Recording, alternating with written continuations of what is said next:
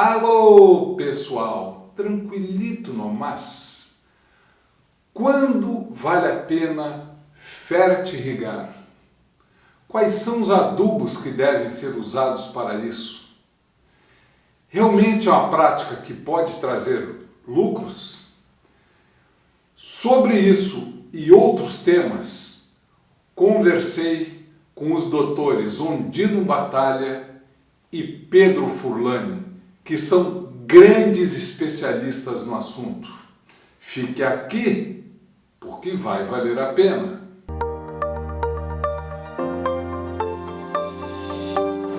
Pessoal, eu estou aqui com os doutores Pedro Furlan e o doutor Ondino Batalha.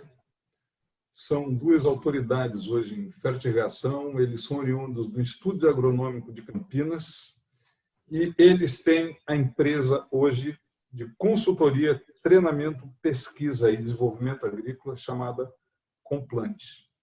Então, antes da gente falar sobre o assunto principal, que é a fertirrigação, seria importante vocês falarem um pouco da atividade atual de vocês, já que vocês são pesquisadores aposentados do Instituto Agronômico de Campinas.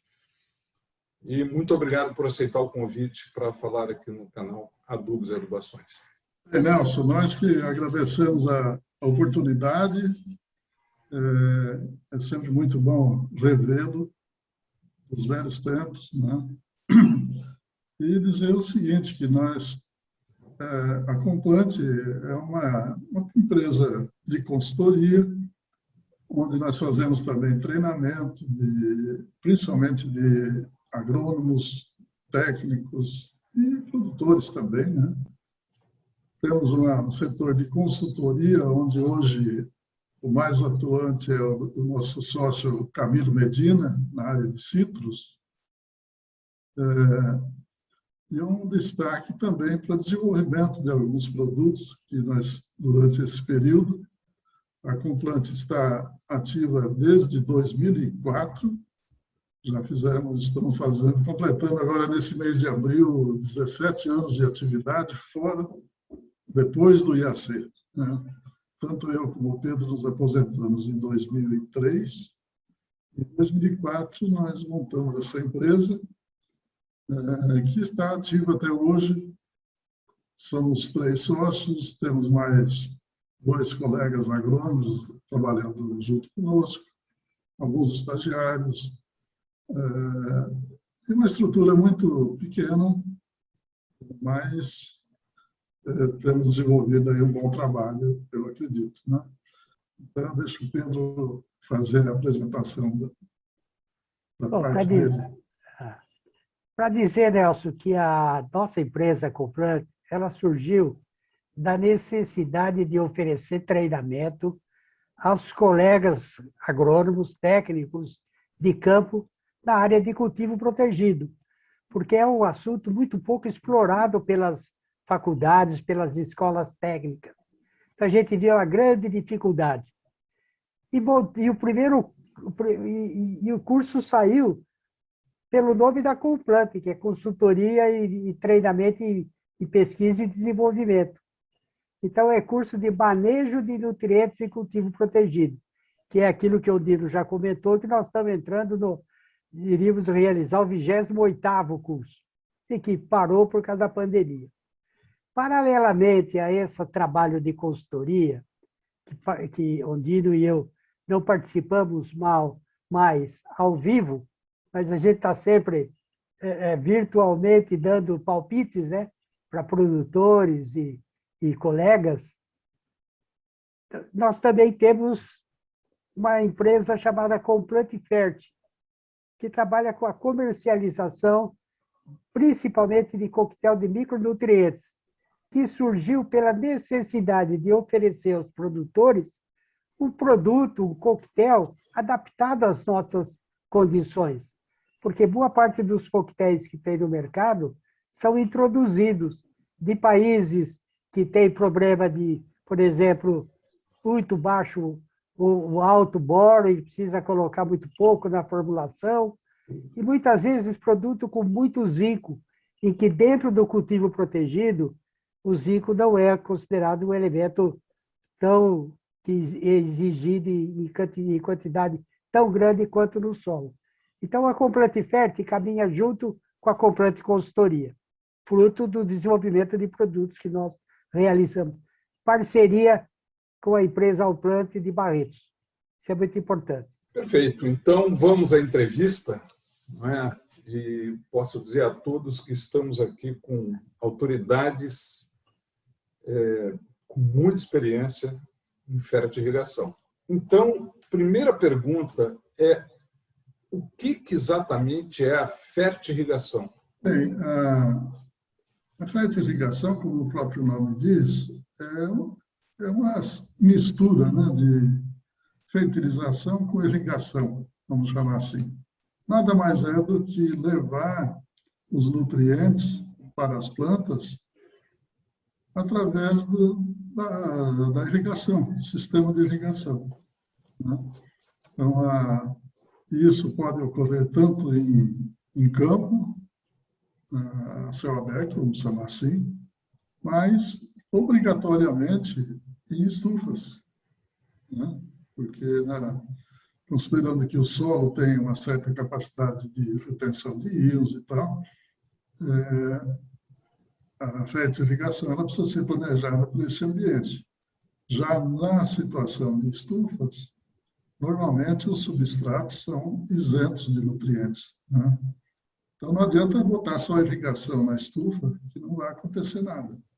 E o Pedro pode explicar melhor essa situação, talvez. Uma coisa interessante da fertirrigação é que quando nós fazemos uma adubação sólida, como é o trivial aí das nossas condições, aquele fertilizante ele é colocado ao lado da planta e muitas vezes ele depende de água para se solubilizar. E muitas vezes a solubilização é tão grande que causa estresse salino na raiz da planta. Então, a fertirrigação ela tem uma grande vantagem que ela fornece os nutrientes de maneira, entre parênteses, homeopática. Você está colocando hoje o que a planta vai consumir amanhã. Amanhã, o que ela vai consumir depois da manhã. Então, você tem muito mais eficiência no aproveitamento de nutrientes do que na adubação convencional. É por isso que a fertirrigação é a única maneira de você aplicar fertilizante com a água. Então, é uma maneira bastante eficiente de aproveitar o que a gente tem desse recurso, sem desperdício. Pedro, você acabou de falar na água, que combinado com um fertilizante solúvel forma a fertirrigação. Qual é a importância dessa água para uma boa fertirrigação? Bom, primeiro, a água ideal seria aquela que não contém nenhum íon, seja realmente H2O. É evidente que é uma água que daí ela tem baixo poder tampão. Então é interessante que ela tenha até um pouquinho de bicarbonato, porque o bicarbonato ajuda evita a flutuação de pH. Porque quando você prepara a solução nutritiva, a água vai atuar como um solubilizador dos sais, solubilizador de aumentar a disponibilidade desses íons que a planta vai absorver. Então, a água é fundamental. Eu diria que no processo de fertirrigação, o primeiro passo de qualquer produtor, de qualquer técnico, é conhecer a água. Porque se a água não for de boa qualidade, ela pode ocasionar reações químicas indesejáveis na solução nutritiva. E você perder nutrientes de uma maneira química, né? De maneira de precipitação, reação química. E isso pode ocasionar sérios problemas na nutrição da planta. Geralmente, a água hoje é realmente a primeira preocupação para quem vai construir uma estufa, né? Se ele não souber de onde ele vai tomar essa água, realmente ele começa errado. E no campo também, né? Hoje, a preferência, principalmente aqui no Planalto Paulista, é pelo uso de poços, né? De água subterrânea. É uma água muito limpa, sem problemas que ocorrem nas represas, né? De algas, de outros micro-organismos. Então, mas a questão química permanece, né? Geralmente tem águas com pH muito elevado. Então, isso daí causa problemas muito sérios para a formulação da fertirrigação, principalmente precipitações indesejadas, né? Porque o pH é alto porque ela é rica em cálcio, em magnésio, em bicarbonatos. Agora, tem algumas situações que, pela análise da água, você tem problemas, por exemplo, de boro na água, né? Não é comum, mas tem alguma situação desse tipo. E aí é um problema sério. Às vezes você não pode nem usar água ou tem que fazer um tratamento da água antes de usar na fertirrigação. E também a presença de muito de bicarbonato em alta concentração, principalmente água de solos de água profunda e que tem uma boa base de solos alcalinos, né? com rocha calcária, por exemplo. Aí viabiliza até o sistema de irrigação, porque vai entupir gotejador e etc. Aí é um problema. Quais são as diferenças básicas entre a adubação normal, vamos dizer assim, mais usada no Brasil hoje, que chamamos de convencional, e a fertirrigação? Bem, a adubação convencional ela é a mais praticada no mundo, né, no campo. Ela é praticamente obrigatória, né? E por quê? Porque ela usa fertilizantes mais baratos, principalmente, né? Enquanto que a fertilização, a gente diria que, com exceção de casos de alto valor das produções e tal, né, a fertilização ela é mais cara. Então, exigem sais mais purificados, sais solúveis, né, tem que ter solubilidade total, de modo que é uma diferença econômica, né, primeiro. Segundo, em termos de funcionalidade, o ideal seria realmente a fertilização, porque você pode ter uma eficiência muito maior do uso dos nutrientes.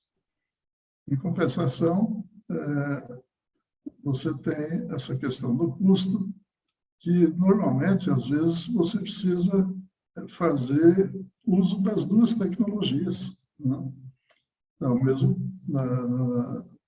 Na mesma situação.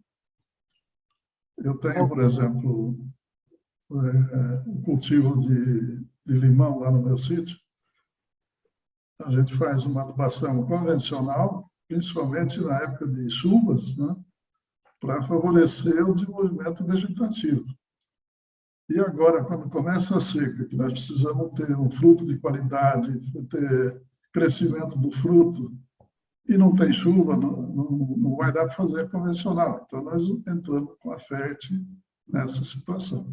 E, basicamente, uma diferença também é que, geralmente, quando você vai fazer uma adubação de campo, vai utilizar o plantio de solo, alguns nutrientes você nem coloca na fertirrigação.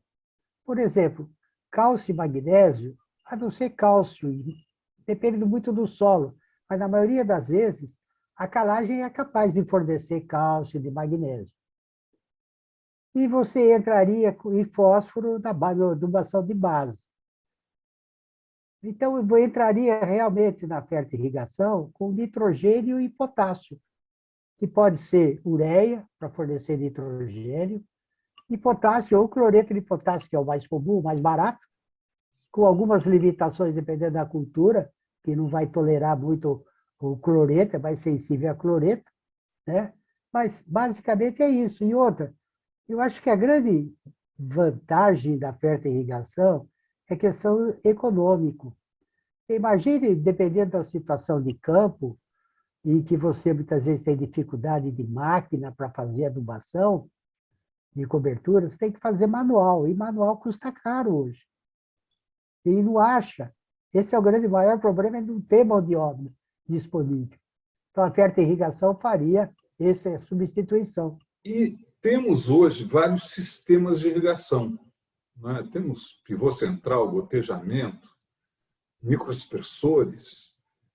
E aí há uma pergunta que eu já me fiz várias vezes e reproduzo ela aqui. Quais são os sistemas de irrigação mais apropriados para a fertirrigação dentro desse mundo de sistemas que nós temos hoje? Depende da cultura, né, Nelson?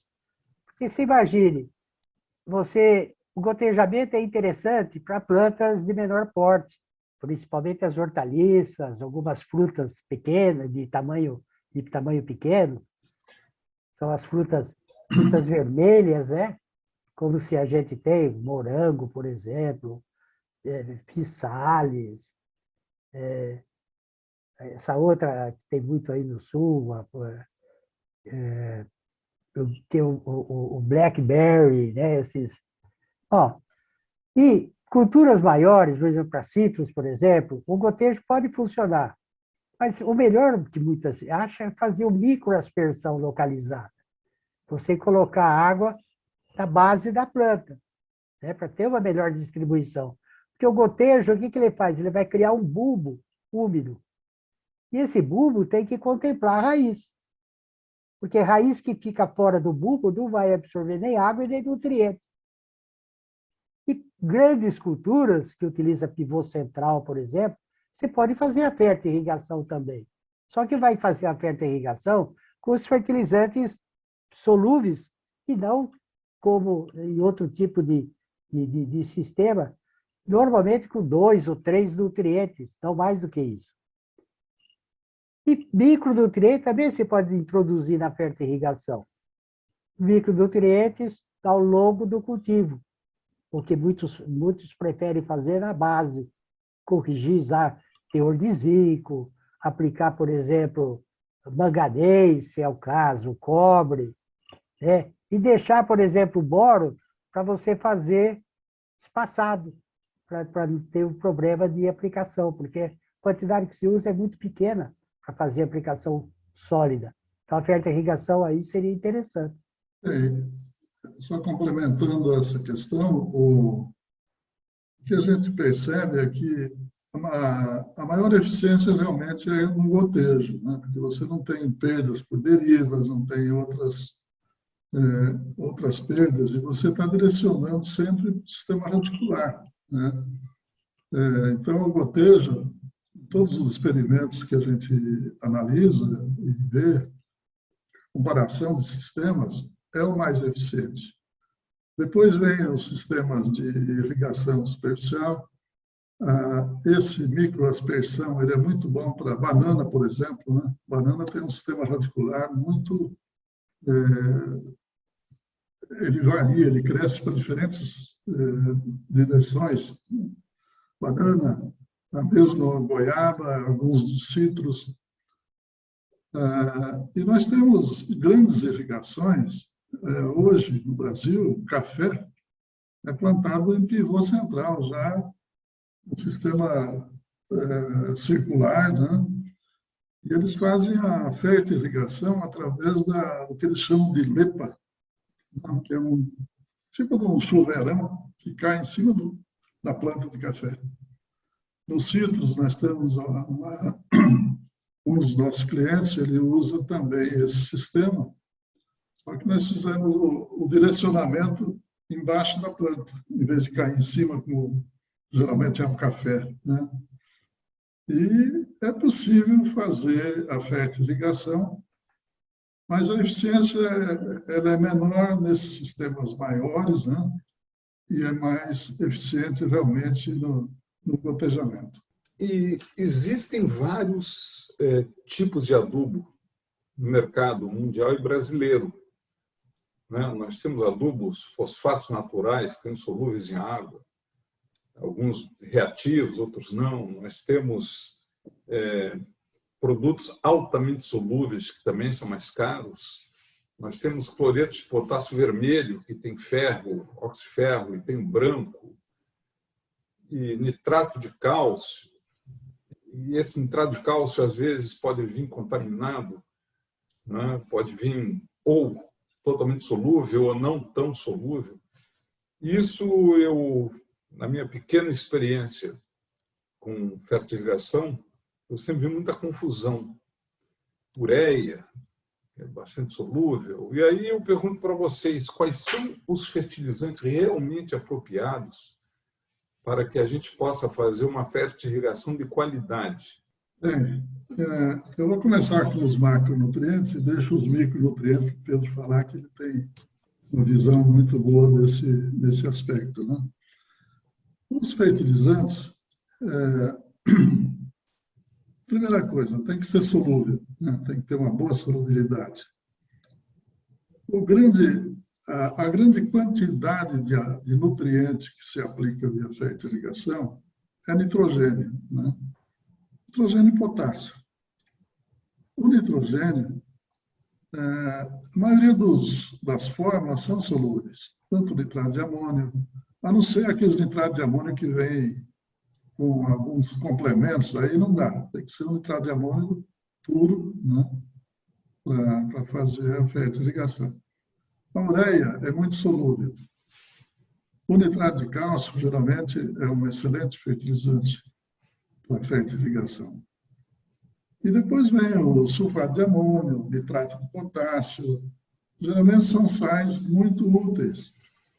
Agora, uma coisa que é muito interessante é que, geralmente, o fertilizante nitrogenado é que vai definir os problemas de acidez do bulbo irrigado, né?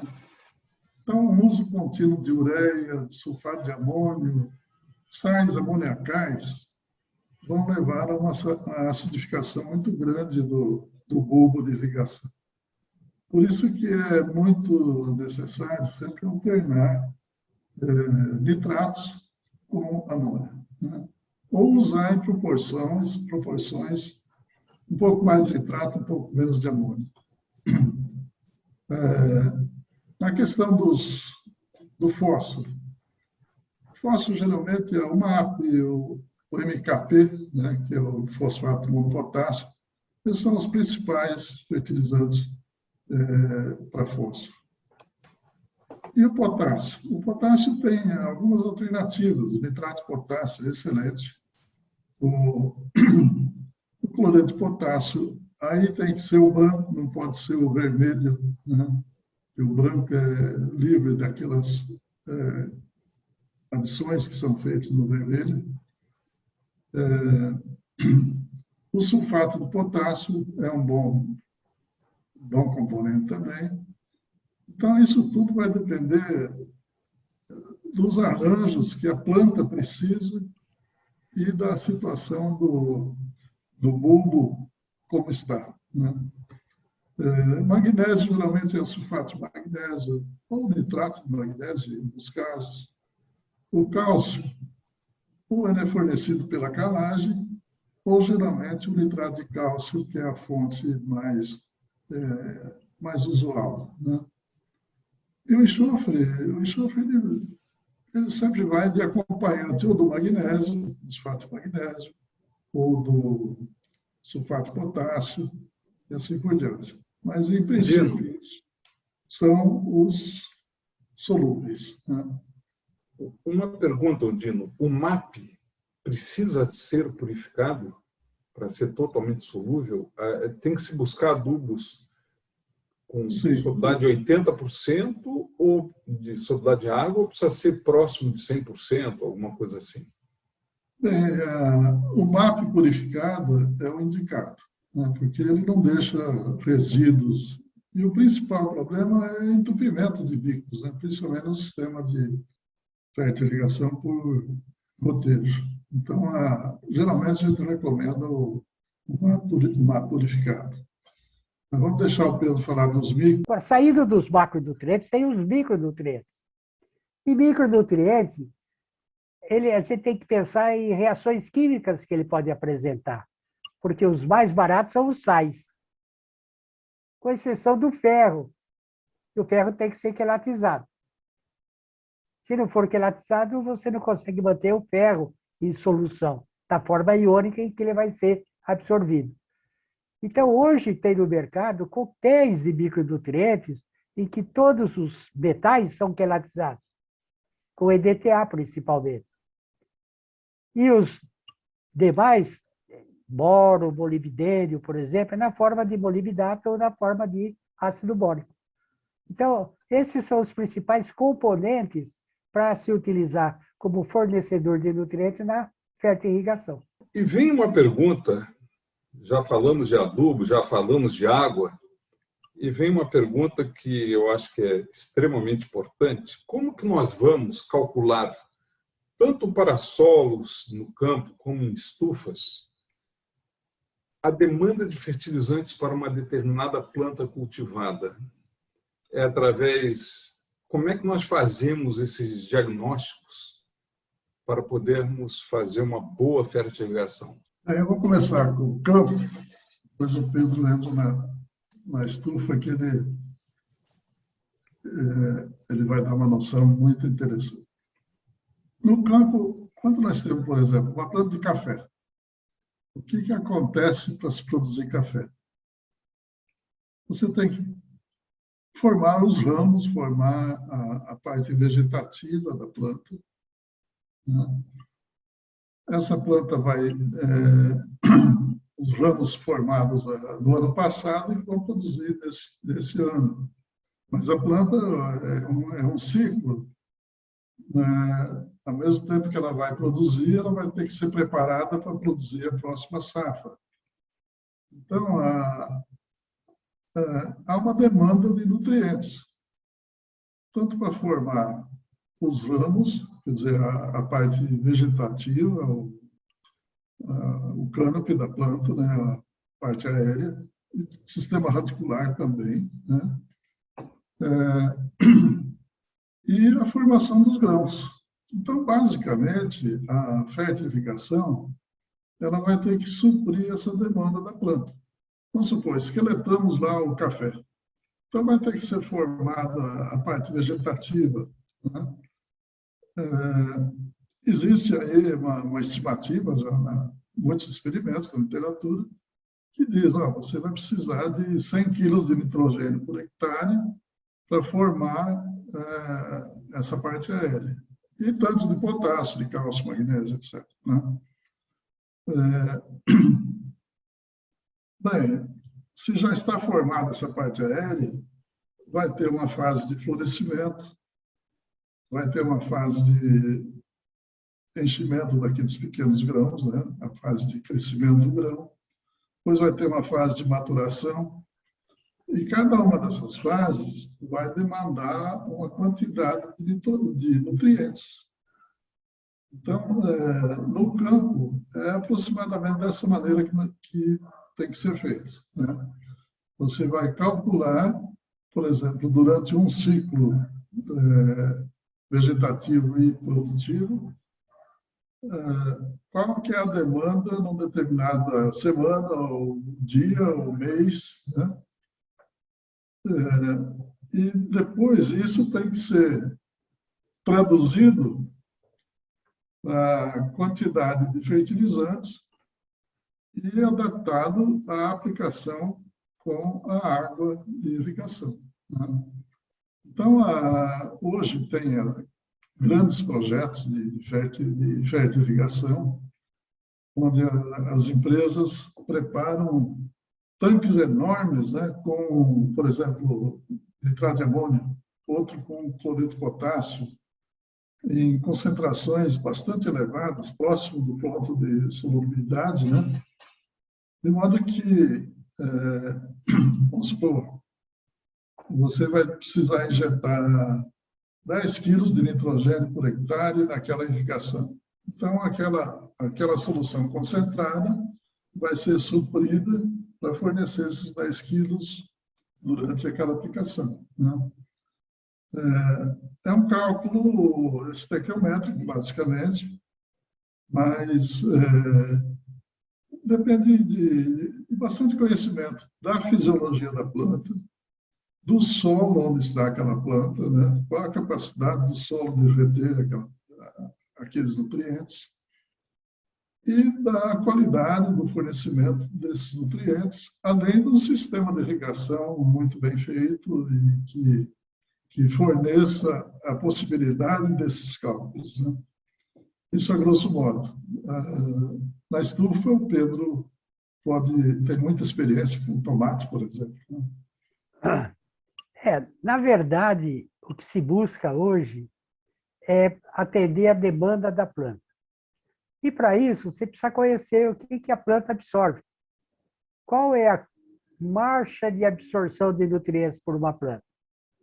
Quanto ela absorve pelas folhas, pelos caules, pelas flores, pelos frutos.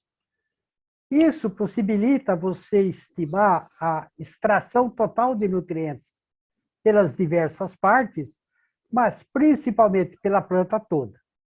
E nesses casos é muito difícil você contabilizar o que a raiz acumula. Mas é uma quantidade inferior a 10% do total da planta. Então acaba não sendo levado em consideração. Então o que se faz é procurar estimar. Hoje há uma procura muito grande por trabalhos de marcha de absorção, porque hoje a maioria quer fazer uma adubação, uma fertirrigação, baseada na curva de absorção.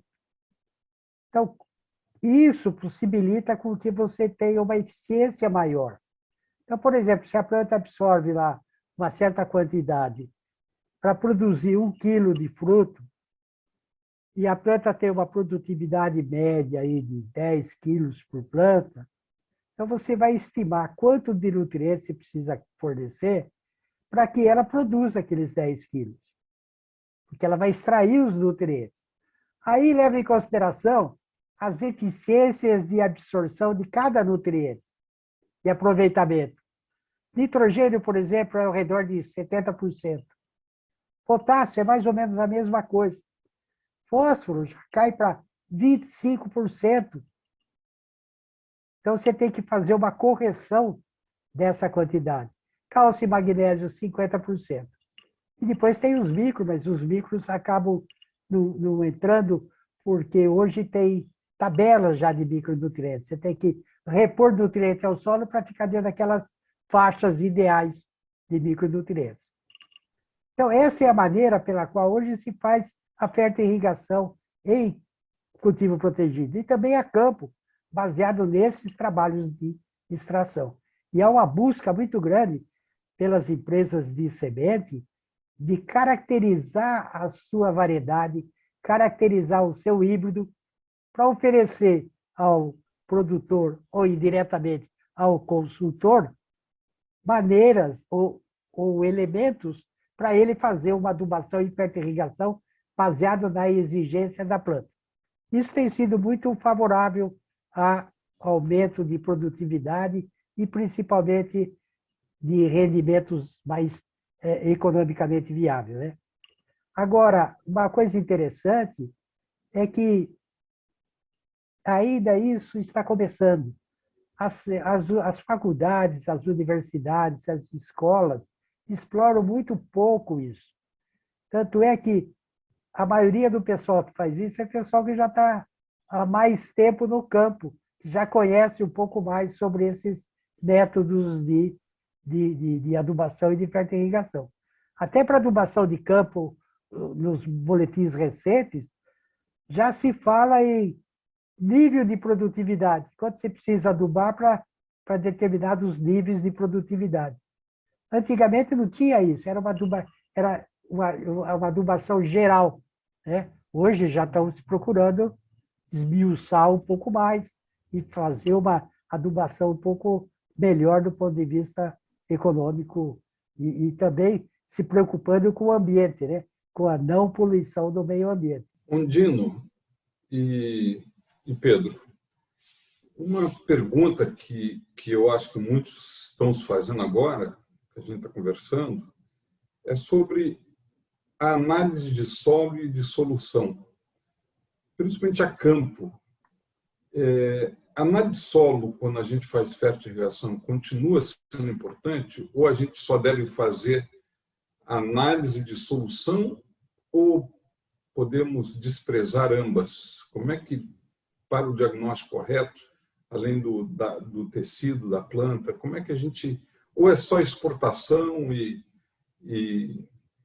como é que se faz isso aí? Esses métodos ainda são importantes na fertirrigação? Quando a gente fala de cultivo em solo, tanto faz ser a campo aberto ou dentro da estufa, nós começamos falando do solo, né?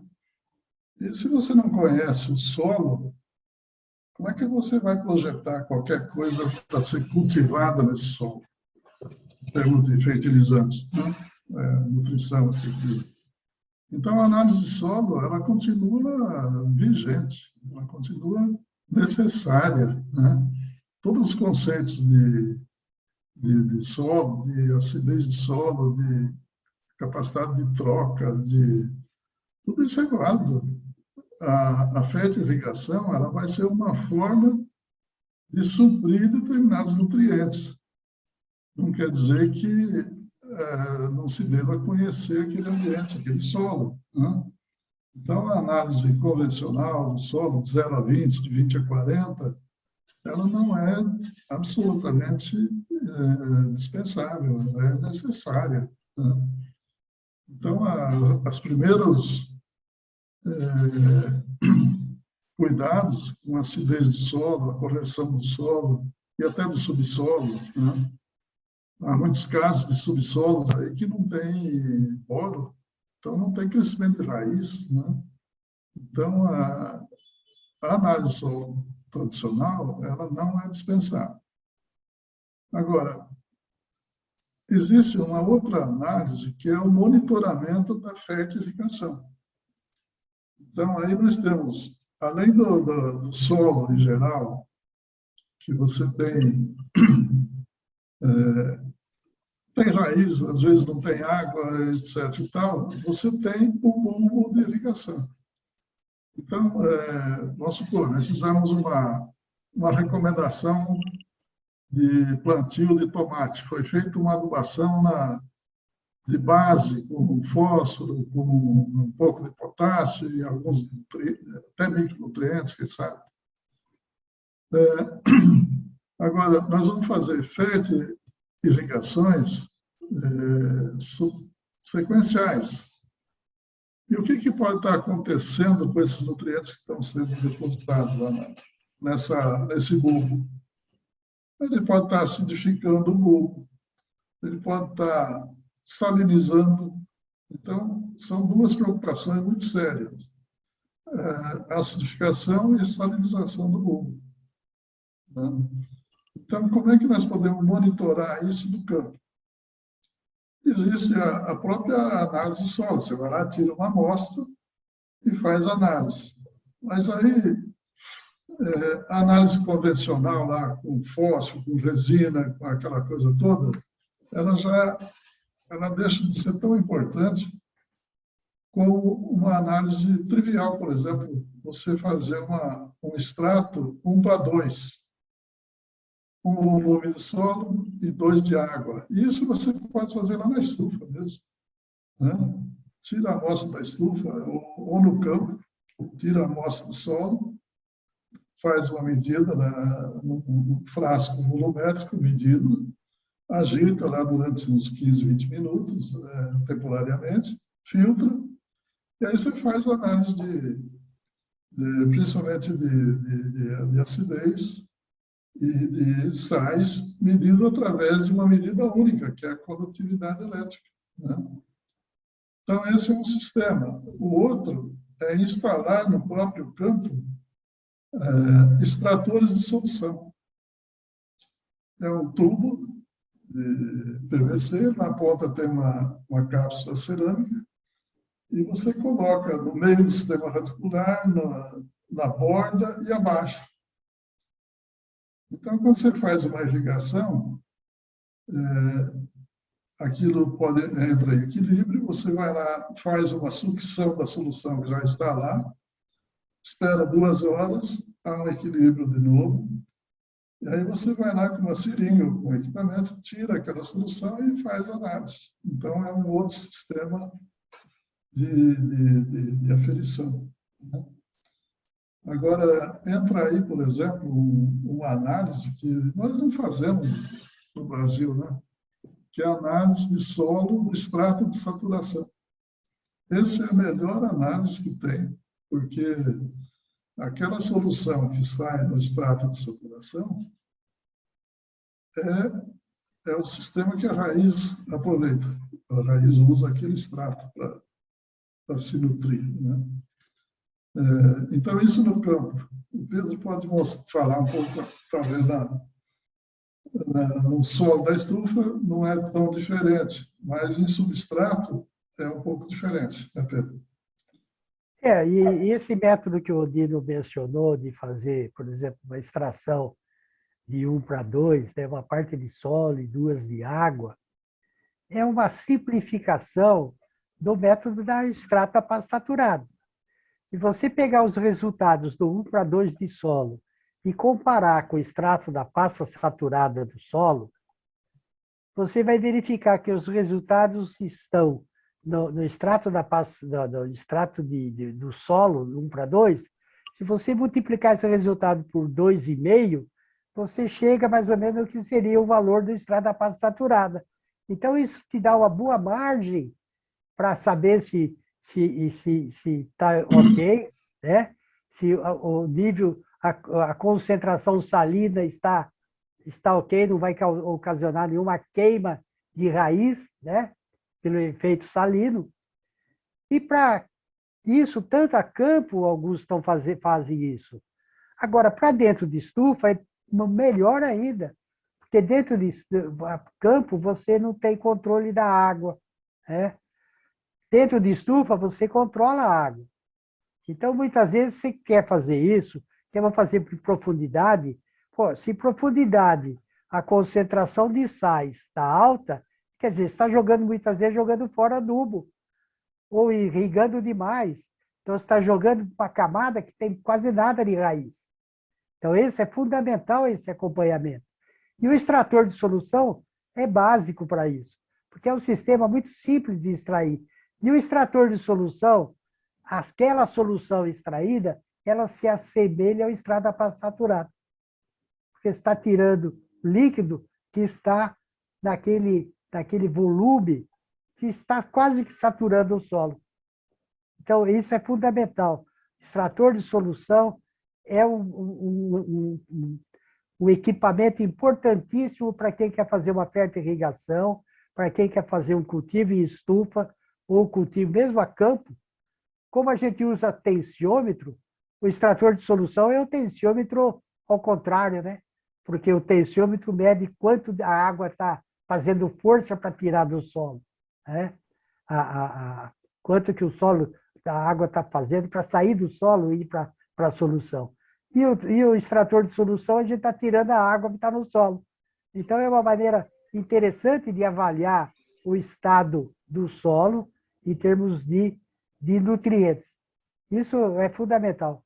E quando nós temos cultivo em substrato, o que muda na fertilização?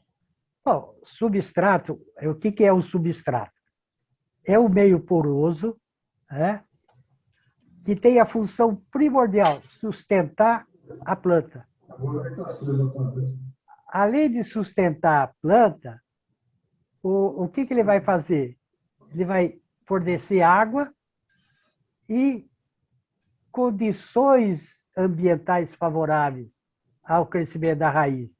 Oxigênio, principalmente. Então, tem 2 pontos importantes: retenção de água e fornecimento de aeração, né, de ar. É o que a planta precisa, a raiz precisa. E esse fornecimento de água está juntamente com o fornecimento de nutrientes, porque o substrato, maior, quase 99% deles, não tem nutriente, com raríssimas exceções. E tem baixo poder tampão. Então, o que acontece? Você tem que fornecer todos os nutrientes que a planta precisa. Então, a solução nutritiva de fertirrigação para substrato tem que ser completa. Tá? E de boa qualidade, evidentemente para não ocasionar problemas de alteração brusca de pH, né? O equilíbrio entre os nutrientes. Então, essa é a grande diferença. E substrato exige um cuidado muito maior do que no solo. Mas, de certa forma ele é mais fácil de controlar do que o solo, né? Porque o solo é um sistema aberto. E o substrato não, ele está contido aí num vaso, mas você pode fazer uma lixiviação e lavar aquele vaso se está contaminado.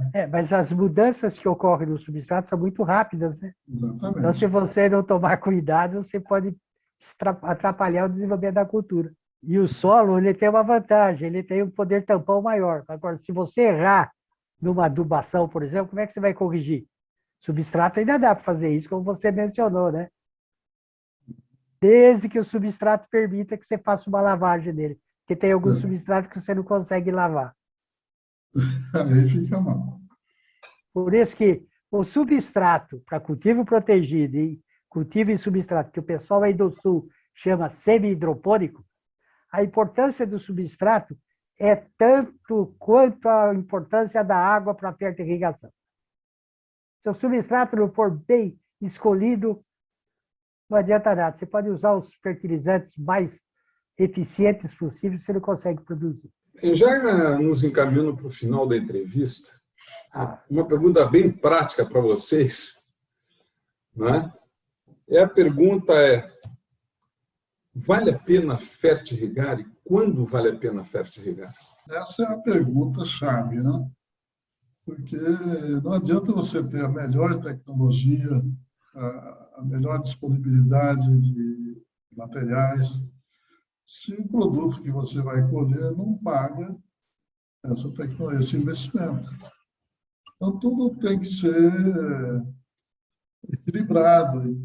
A gente vê que muitos produtores, numa estrutura muito simples, eles conseguem produzir bem, conseguem vender produtos de boa qualidade, né? Mas, certamente, quanto mais sofisticada a estrutura, hoje a gente vê aí estufas que são verdadeiros paraísos para as plantas, né? Ontem eu vi um filme aí de uma produção de morango que eles tinham linhas que se alternavam para tomar sol. Uma hora uma linha está tomando sol em cima, outra hora ela baixa e vai a outra tomar sol, mas não é linha de 5 metros, né? É linha de 200 metros. É coisa fantástica, né? Então, logicamente, todo esforço, todo investimento, ele tem que ter um resultado econômico, né? Nós temos visto que a fertirrigação ela é um complemento muito bom a campo, né, para determinados nutrientes. Não podemos pensar em campo e fazer aquilo que se faz na estufa, que o Pedro falou, né? Na estufa não tem alternativa. Ou você supre todos os nutrientes, ou não vai produzir nem substrato ou hidroponia, né? Já no campo, é dever do agrônomo, do técnico, fazer esse levantamento. Vale a pena eu cultivar o ciclo todo com fertirrigação? Ou eu devo usar a fertirrigação como um complemento na fase produtiva da planta, que há uma demanda diferenciada de nutrientes, né? Por exemplo, nitrogênio e potássio, ela varia com a idade do fruto, com a fase do fruto, né? Então, isso tudo tem que ser avaliado. Que vale a pena, vale, porque é uma tecnologia que veio, se estabeleceu e está crescendo. Então, por isso, a gente deduz que ela é econômica, né? Mas algumas culturas de alto valor agregado, alto valor econômico, né? Realmente aí essas que valem a pena uma sofisticação maior dos sistemas de irrigação, do sistema de fornecimento de nutrientes, né? Já culturas em larga escala, em campo, muitas vezes a fértil ela realmente entra como complementar. Eu atribuo a importância da fertirrigação, a gente comparando. Vou fazer uma pergunta para o Delcio agora. Delcio, você tem planta na tua casa? Não só planta, tem uma horta também. Isso. Quando você ainda noivava, tal, não tinha que dar palpite nos vasinhos de planta da casa da sogra que não crescia, e Sempre. tinha que colocar adubo, né? Como é que ia fazer? Eu matei Sempre. muitas vezes plantas por excesso de adubo no vaso. Hoje a gente faz isso dissolvendo o adubo do líquido, a água, e aplicando uma solução nutritiva, né? Então, isso é fundamental, porque acabaram-se muitos problemas de quantos solos não foram se tornar inviáveis por erro no sistema de adubação, por excesso de cloreto, né? Até excesso de nitrogênio amoniacal, solos que recebiam continuadamente ureia, né? O que acontecia? O solo se acidificava de tal forma que ficava até complicado fazer um cultivo. Tinha que fazer o acompanhamento. Café, por exemplo, aqui em São Paulo aconteceu. Usando nitrato de amônio continuadamente, acidificou tanto o solo que apareceu deficiência de manganês, coisa que não era comum. Excesso por acidificação, por aumentar muito a disponibilidade, né? E, por outro lado, problema de calcário em excesso, né, que pode ocasionar deficiências de micronutrientes.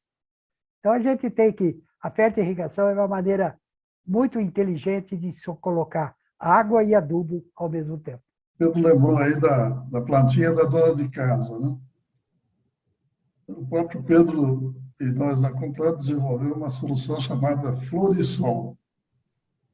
Olha, não tem dona de casa que use a primeira vez que não fique apaixonada. Nós conseguimos colocar em pequenos viveiros e tal, mas agora estamos tentando voltar a colocar no mercado. Eu gostaria de fazer um imenso agradecimento, tanto ao Undino quanto ao Pedro, e mesmo a pessoa, a Delma, que nos ajudou muito a fazer essa gravação. E eu tenho certeza que eu estou agradecendo a vocês, não só por mim, mas pelas centenas de pessoas que vocês estão acessando, estão liberando, estão dando acesso a toda essa gama de informações importantíssimas, porque a fertirrigação é um mundo que grande parte dos agrônomos conhecem muito pouco, mesmo os técnicos. Para terminarmos, Pedro e Undino, quais são os comentários finais que vocês gostariam de fazer? Fertirrigação é muito falado, todo mundo diz que usa, né? Mas realmente ela exige um pouco mais de conhecimento do que o trivial, da adubação a campo, né? E nós temos sentido isso nesses cursos que nós ministramos, né? Já foram 27, 28. O 28º está para acontecer assim que a pandemia deixar. A gente percebe, durante uma semana, né, que nós passamos esses conhecimentos, os que nós temos e os que nós buscamos também da ciência, né? Para esse pessoal que chega, a gente vê com muita dificuldade de entender princípios simples. E, na verdade, quando eles saem no final da semana, a gente percebe uma transformação profissional desse pessoal incrível, sabe?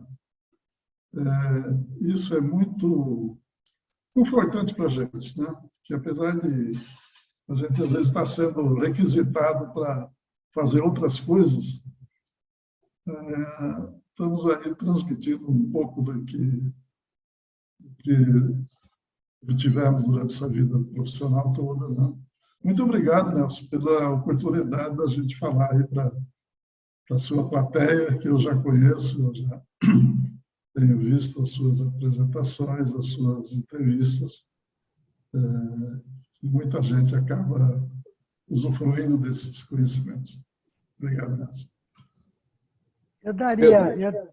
Eu daria uma sugestão a quem está interessado em fertirrigação ou se já pratica fertirrigação, é buscar informações junto a quem trabalha, é especialista em irrigação, para ver se o sistema de irrigação é adequado, né, àquilo que ele pretende fazer, buscar informações do sistema de irrigação propriamente, de fertirrigação propriamente dito, que é o sistema de injeção de fertilizante automatizado.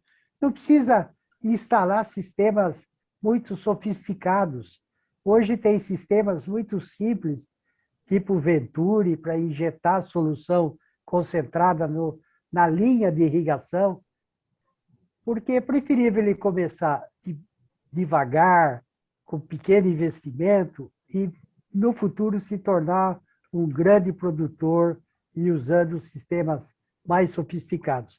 Eu tenho visto muitos investimentos em cultivo protegido, principalmente, com estufas de vidro, com sistema inteiramente automatizado de injeção de fertilizantes, cálculo de leitor de análise analítico para ver quanto tem de nitrogênio, quanto tem de fósforo, etc. E muitas vezes não é por aí, e não tem conhecimento para enfrentar todos esses equipamentos que hoje nós temos dos países avançados e que fazem a fertirrigação em cultivo protegido de uma maneira muito sofisticada. Eu acho que nós ainda temos que caminhar nesse sentido. Nós, primeiro que não temos assistência técnica, né? E quando temos, é importada. Então nós temos que tomar muito cuidado.